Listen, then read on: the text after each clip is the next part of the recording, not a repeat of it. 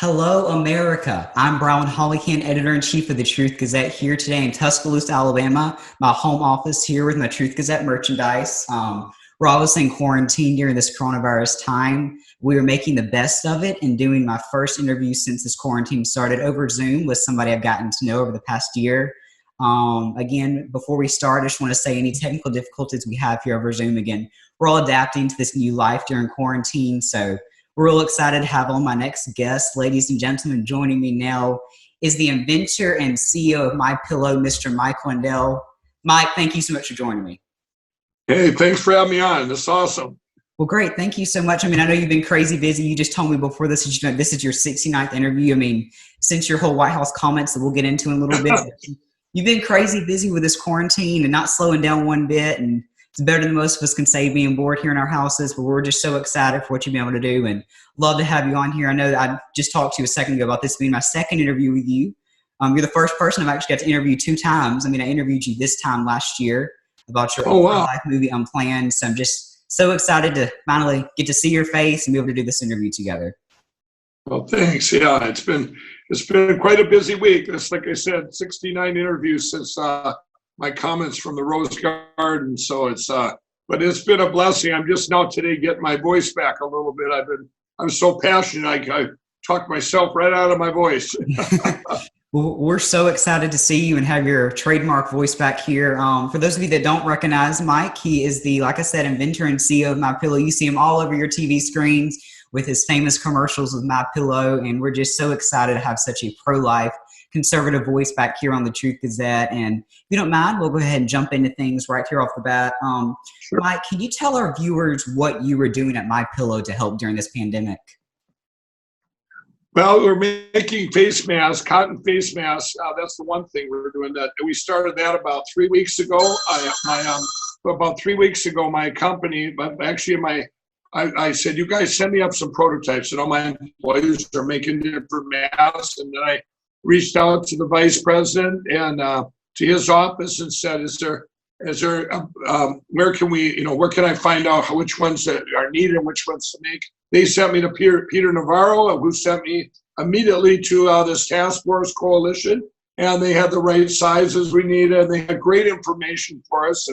And from that point, it took me 3 days to completely turn 75% of my production into making a cotton mask. I had a bunch of parallel things where we had the right material, the fabric, but we needed to get the right elastic.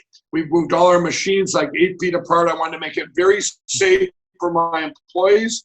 So they all wear masks when they come to work and before they even come through the door, wash their hands, sanitize. We let them take breaks whenever they want so that they don't have to be, around anyone.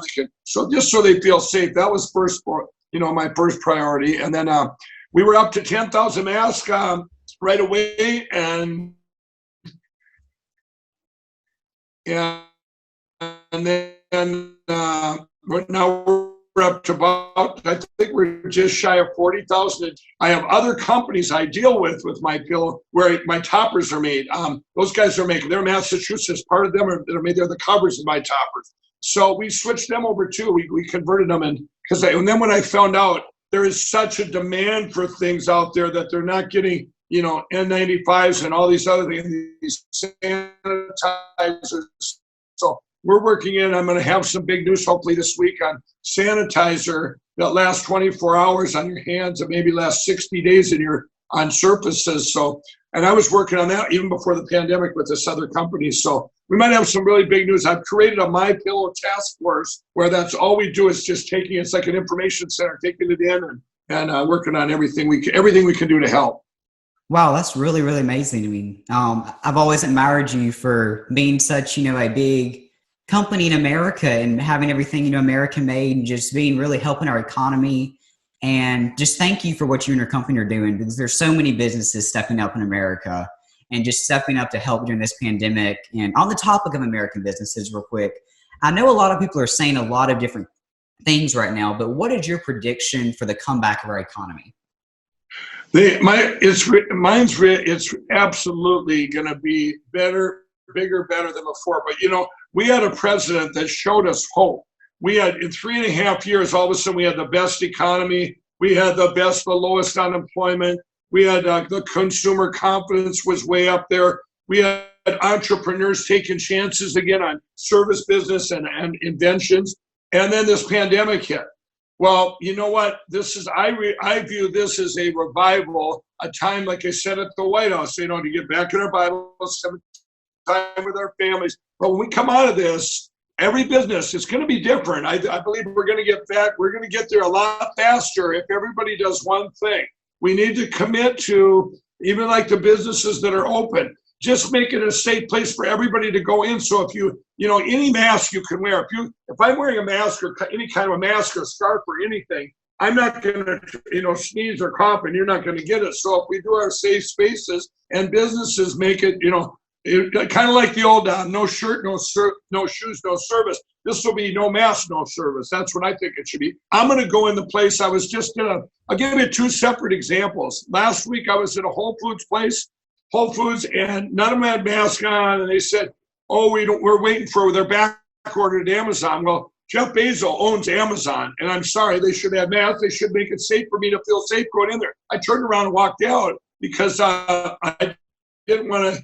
I wanted it to be safe for me during this time. Well, now today I went to another place, I believe it was a Walgreens, and they had things at the door, to telling people, here's what we expect of you coming in our store. And I walked in the store, and every employee had a mask on, the people, if they'd have put it by the door for everyone else to have a mask, of the customers, but just having the employees that I had to deal with by them having one made me feel safe. And that's what we need to get to.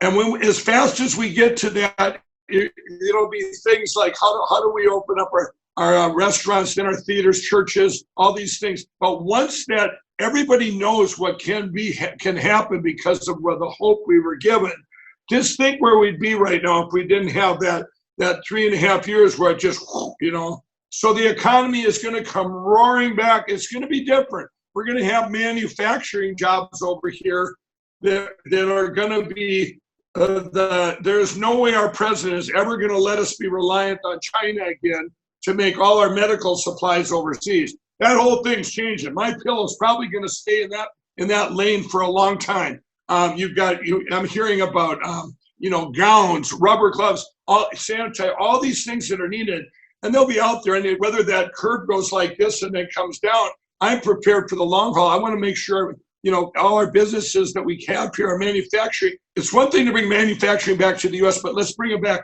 the right manufacturing. I just heard another thing today. I was just on the phone a few minutes ago with a good friend of mine. He's got a book that came out. Actually, it was a Bible. It was a commentary Bible, and it came out. And I just talked to him, because and here his Bibles, his publisher was making them in China.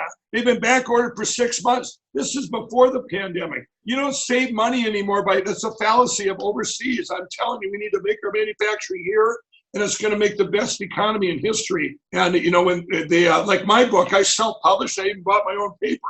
I made it all here in the U.S., every part of it. And this is where. So am I optimistic? I'm probably the most optimistic.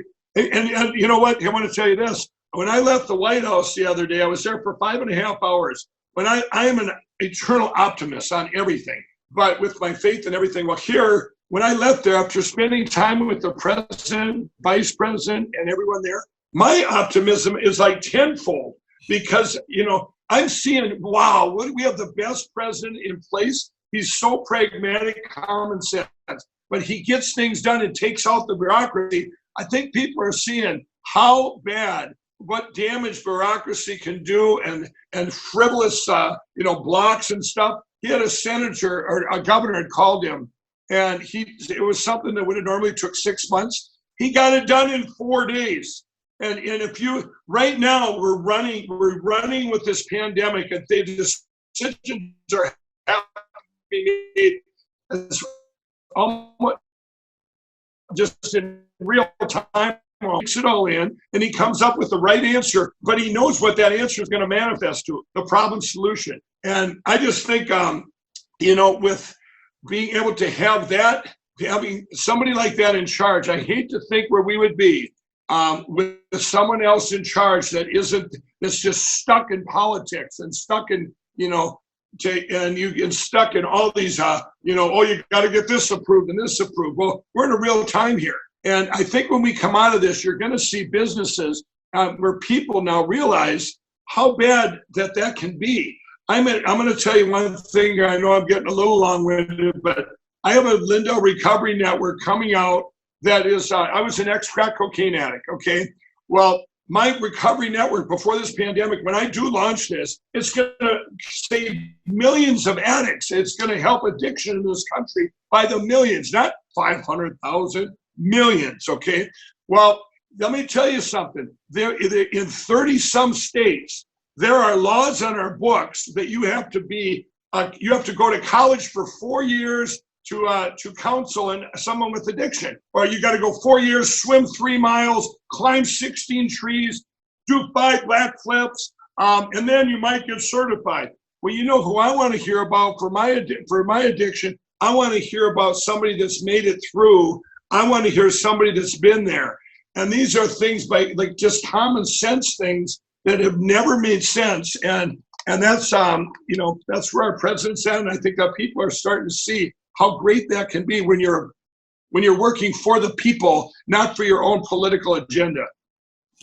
Absolutely, yeah. And moving on here, I know you talked a little bit about being at the White House, but I do want to talk about your recent appearance at the White House. For those of you that missed it, Mike spoke in the Rose Garden last week, one of the president's press briefings on the coronavirus, and I think it's safe to say you drove the fake news media absolutely insane. First, though, I do want to get some context and backstory on all this. I mean, how did it come about? Did the president, call you up and ask you to come speak at the press conference? Did you plan to say everything that you did? Did you speak to the president about it beforehand? And then tell everybody what you said.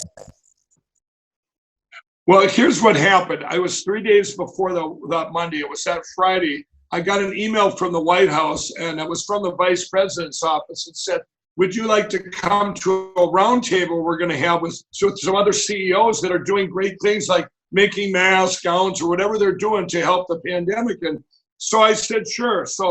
But they also said, could you send us some remarks? And they need to be approved. And I'm going, well, I've been to a roundtable before. I never got remarks approved. So I wrote some stuff down. They wanted to know what we were doing for our manufacturing and stuff, what we were doing as a business. So they were like, blah, blah, blah, writing stuff down. And I sent them up, and I thought, well, I'm going to go off script anyway at the roundtable. They're just notes. And so I get there, and we go into this roundtable, and there's 4 other CEOs, and there's me and the vice president and a couple guys down there. And we went around the table, and we had our discussions of what we see as businessmen, what we're doing to help our other businesses taking part. Then the president came in, and he talked to everyone for a little bit. And then we all got up to leave. The president went out, and I said to the vice president, I said, hey, we didn't get to read our remarks, which, by the way, I have right here. And I said, and he said, oh, Mike, he said, no, those are for outside. He might call you up to speak. You guys are coming to the press conference. And I didn't know about that. And I'm going, wow, that's cool. Well, so now we walk in by the Oval Office there, and the president's talking to the other CEOs, and then he sat down to look at his speech. So the president's sitting over here, the vice president, I'm sitting here, and these other CEOs, and we're waiting for him to get done because he's going to go out. And I thought, you know what? If I'm doing this speech, I'm reading it, I'm going, you know what? I want to give a message of hope to the people. So I actually started taking notes. I don't know if you can see that, anybody, but there's little arrows that go down here, and I crossed off here, do it so fast, and I went out there, and they go, come on, we're going out now, and I'm going, God, please let me read my writing, because I was worried about following the arrows. And I got out there, and sure enough, they had me seated like right in front of the podium, and then he invites us up there. Well, I didn't know we were supposed to go around the side. I went right straight up. So the other CEOs didn't get up there. It was like just him and I. I mean, that was kind of a weird divine appointment type thing. And then I got up there, and I read it, and I just felt led to turn to the president. I said, can I read something off the cuff? And he said, yes. And the look on his face is like, okay, what's this going to be? but I did. The words were word for word what's written on here. You know, I said, God gave us grace November 8th, 2016 to change the course we were on. And I said, God had, a nation had turned its back on God. And all I said was we should spend this time getting back in the Word, reading our Bibles and spending time with our families. And we'll get through this with all of us praying together. And this great president and great vice president, I say that. And when I left the White House, 2 hours later, I left there and I had 750 text messages. Of course, they were all good, but I didn't know that many people had my phone number. And then I looked at my Twitter and I looked at my social media and it was exploding. And there was people, you're right, there were people like Jim McCoska and people from MSNBC. They're just slamming me. And, how dare you talk about the Bible? Mike Lindell was up promoting MyPillow, his own agenda. You know what? I think everybody knows MyPillow. This is what we were told to do, what MyPillow was doing. You want to badmouth me, badmouth Mike Lindell. Don't badmouth MyPillow. I don't mind it. I can take it, But the good thing that's happened is Bibles are selling out across the country. Even companies I don't like, one of them starts with a T, they're out of children's Bibles. And it's pretty amazing. Well, that's great. I mean, I watched your remarks live. I mean, we were talking about this a second ago. I got to watch your remarks live, and I knew as soon as you walked up to the podium, there was going to be a great speech and something was coming. And I was actually on my Twitter feed after you spoke, and you were right. The entire thing was Jim Acosta's tweet. I mean, how dare he share the Bible while he was up there? But on to what you were saying, just for context here, this is an actual headline about you and what you said. I'm not making this up here. Quote, Mike Lindell, a Republican donor, blatantly goes off script and invokes God in praising Trump and encourages Americans to read the Bible. I mean, that is crazy. That's just a little bit of the criticism you got on social media. Here's another headline, though, praising you and comparing you to the Pope. Quote, Pope Francis and Mike Lindell, two men of faith confronting this pandemic. I mean, I know you spoke about this a little bit, but what's your response to this backlash, good and bad? I enjoy it, and I do, because I've been through it in 2016. I had never been political. I was an ex-crack addict, and then Donald Trump, before he was president, invited me to meet him in Trump Tower, and I went in Trump Tower, and this is August 15, 2016, private meeting with then candidate Donald Trump. And I met with a half hour, and he told me, we talked about Made in America, Made in the USA, my company. I told him about my addiction, my ex-addiction, and he said how he wants to rid the country of drugs and build that wall to keep the drugs out, all these great things. And I walked out of there and I said, you know what?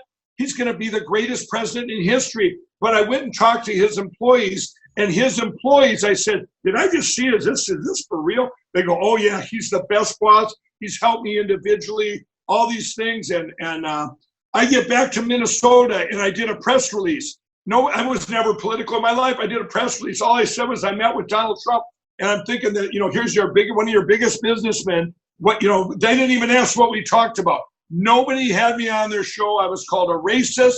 I was called everything you could imagine. The Better Business Bureau lowered my rating at MyPillow from an A+ to an F.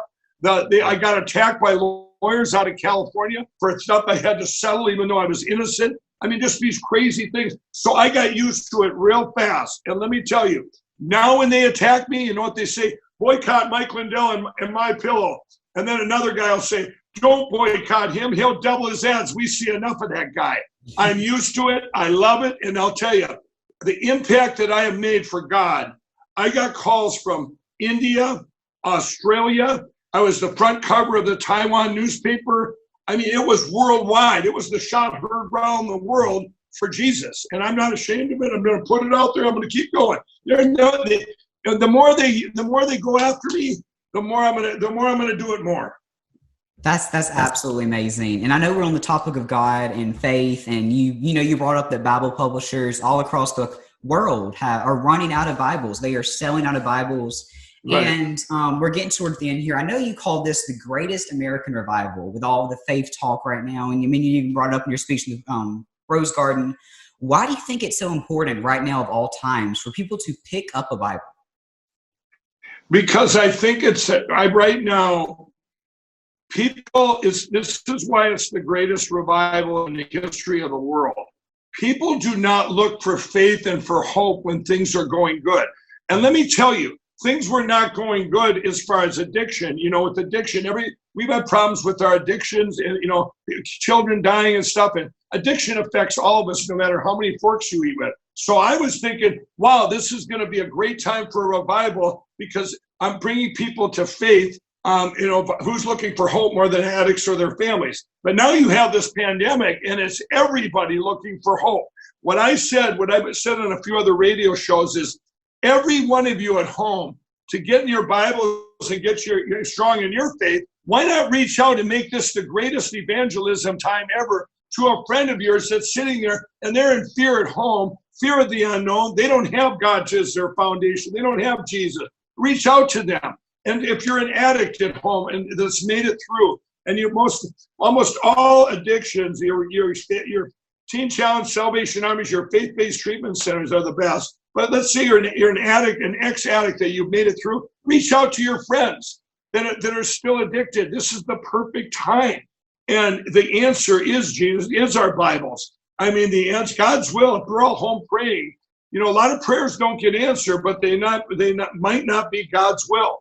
Well, where is God's will? They're in the Bible. And you get in the Word, and now you can be proactive in our prayers, and a peace comes over you. I want everyone to be at home having peace because we're going to get through this. This is a time to unite, spend time with your families. Unite as a country. It doesn't politics. Take that out of it. We're all in this together. Let's unite in one faith under God, and we trust that we'll bring back our God, the God that was taken out of our schools, our God that our country had turned his back on, and bring it back to, it's one thing to bring back Merry Christmas, but we need to bring back people keeping it, reading the Bible and staying in our faith. And what a perfect time this weekend with the resurrection with Easter. I mean, this is what an amazing time we're in. And my last question here, I know you basically just answered this yourself, but you brought up hope and you brought up all these things leading up to Easter. Today is Good Friday, and this Sunday is Easter Sunday. And look, it's no surprise that this Easter will be a whole lot different than normal Easters in years past. I mean, we don't have any in-person church services, no family lunches. But I do want to hear, closing this out here, what is your Easter message of hope to all of our viewers watching at home? My Easter message of hope is that everyone out there, that you just do a full surrender to Jesus Christ this week, and that you let him, you be led by the Holy Spirit. That once you do that, the weight's lifted off you. We all want joyful lives here on earth, but we all want eternity to live, and to have that peace, which I would wish that every single person listening to this out there, that, witness to you on this Easter Sunday, be thankful for what we have, for what God brought us, and reach out to someone that might not have the Lord. We're all in this together, and just make this could be, well, will be the biggest, even without our churches being open. Everybody's got phones and everybody can see online. It probably will be the biggest Easter service in history. Definitely. Absolutely. Well, Mike Lindell, thank you so much for taking the time to do this. I know you talked about, losing your voice and doing all these media hits. So it is just so great for you to take the time to come and join us here on the Truth Gazette. I know there's been some mention of you running from office soon, so maybe you can get used to some of these media hits. But thank you just so much for doing this and taking the time out of your day to do this. Yeah, thanks. And my doctor says, my vocal doctor, I had a surgery 4 weeks ago. He said, now, take it easy, Mike. For 7 days, I couldn't talk at all. I'm not supposed to. Then during this last 3 weeks, he goes, can't you just keep their voice down? I said, no, I have so much passion. So, thanks for having me on. Absolutely. If you want more information on MyPillow, Mike Lindell, and everything they do, you can go to MyPillow.com. I mean, I have a MyPillow, so many users across the nation. Big fan of yours. Just thank you so much for coming on. Thank you. God bless.